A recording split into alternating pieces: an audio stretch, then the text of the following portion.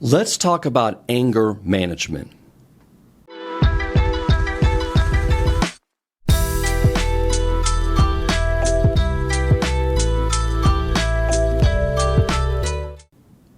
Okay, I'm glad we're talking about this because I get a lot of phone calls from people that want anger management classes, or I get a phone call from a couple that say their husband or their wife is just so angry. Kind of reminds me of that Tim McGraw song, Why Are You So Angry All the Time? And so when I see couples, they often come in and present as very angry.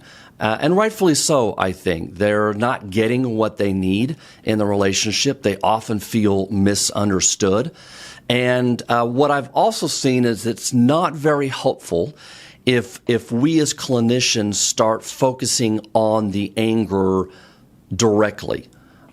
What I've seen is that it's not very helpful if we start taking these sort of top-down, skills-based approach to anger, because I think it misses, and this is the point of our conversation today, it misses two things. It misses the functions that the anger serve in the relationship.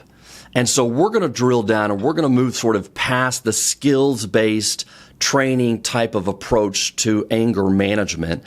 And instead, especially within the context of a relationship, we're going to talk about the functions that anger serves within that relationship and the unmet needs that are behind them, because that is often, at least in my experience, is what I have seen really drive the anger even more. So the top-down anger management approach usually is a skill-based approach.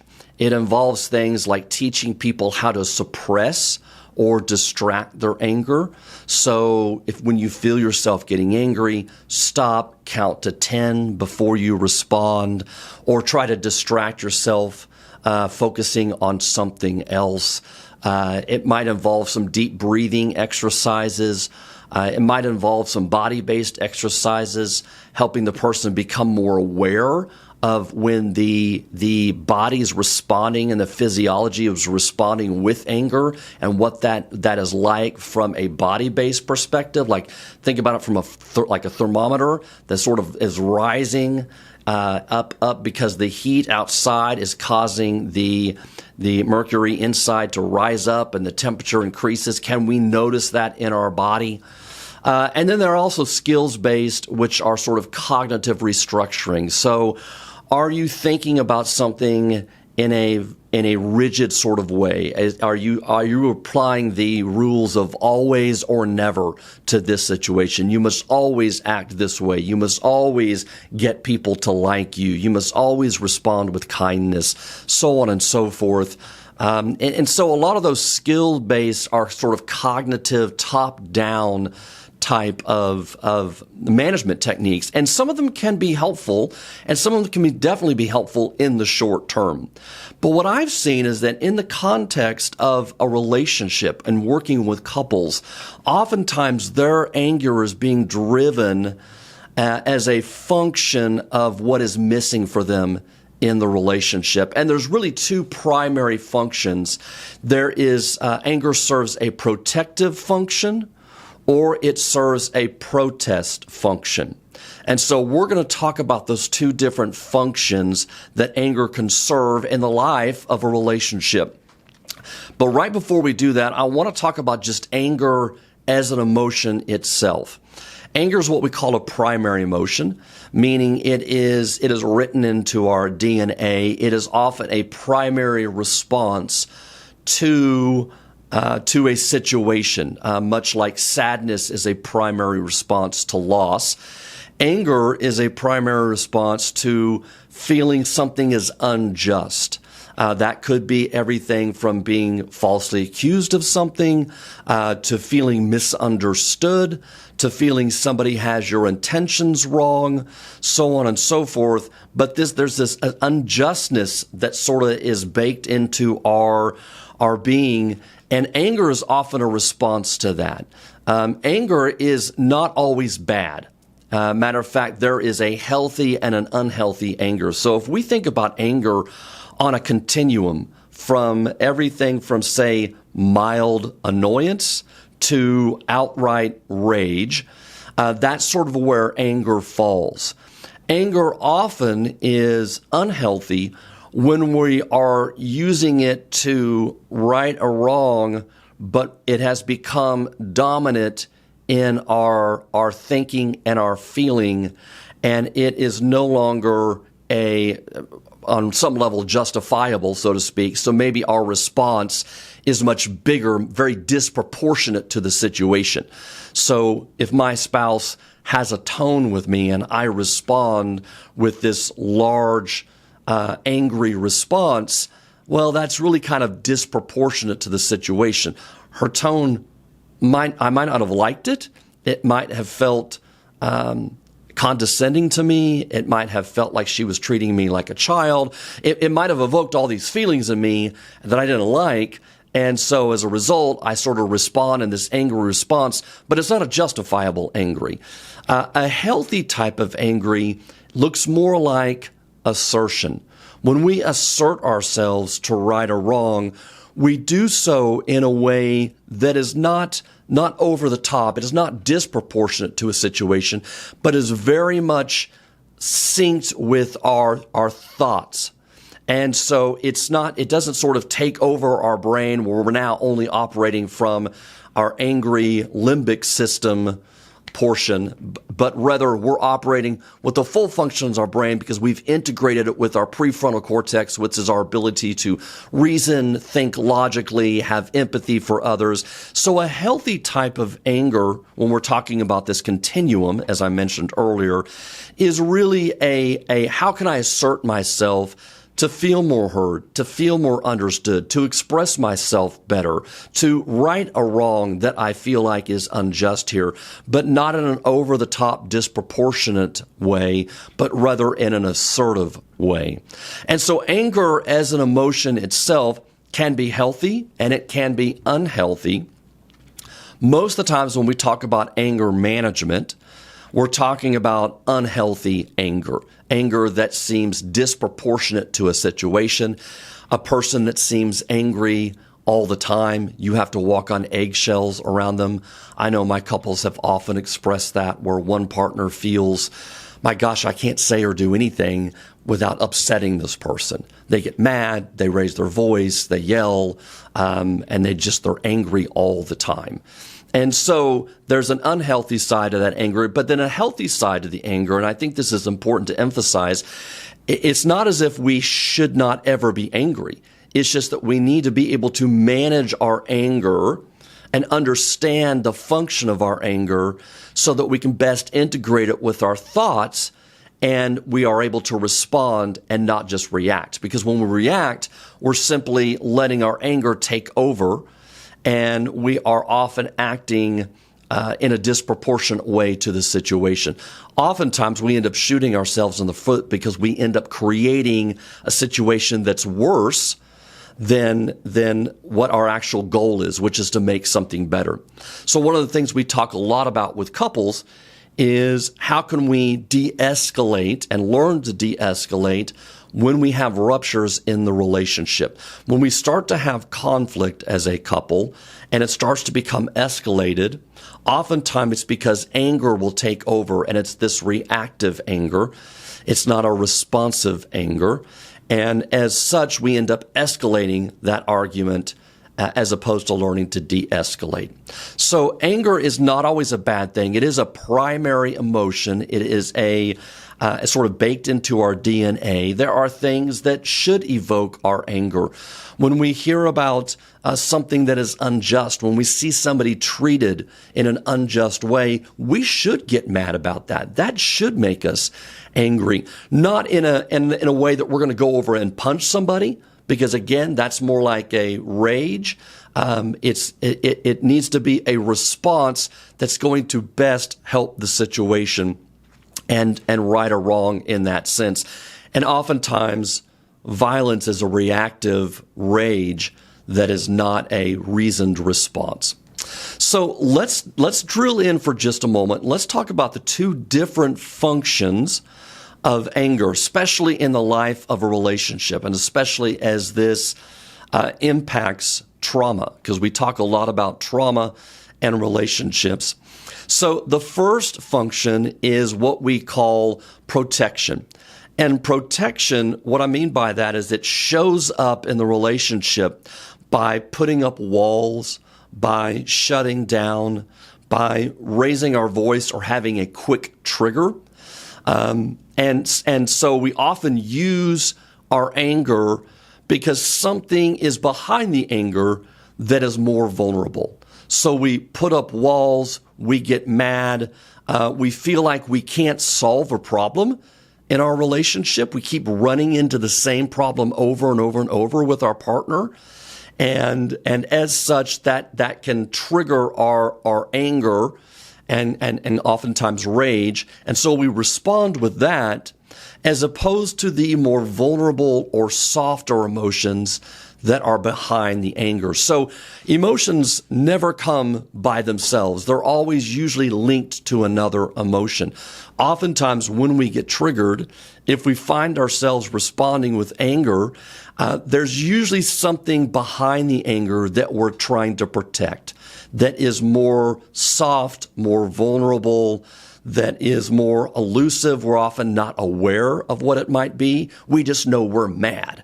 And so we respond with this anger.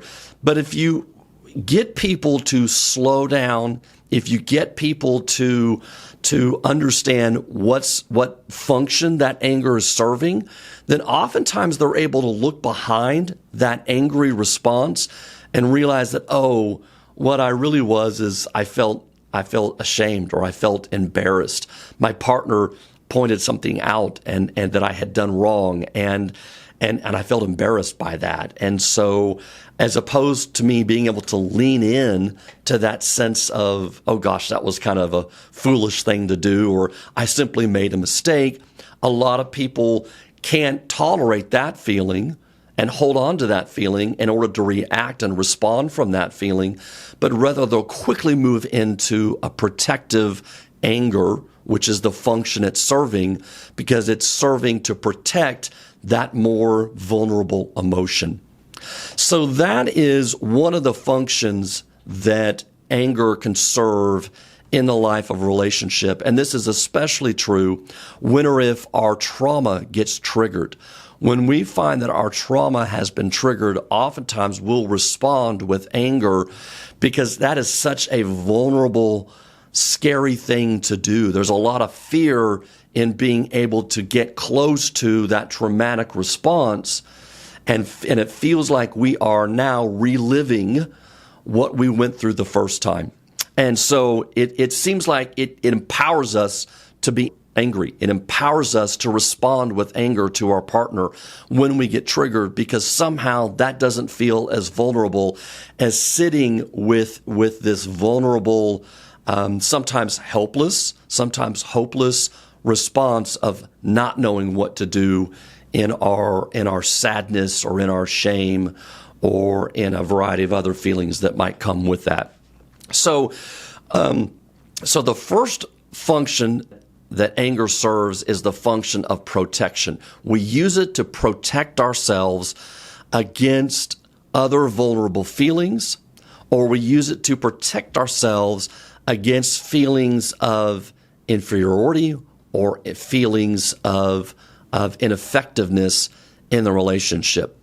So one of the things I've seen when we talk about anger as protection is in the life of a relationship, and research bears this out, there are many, many issues that couples come across that are just simply unresolvable.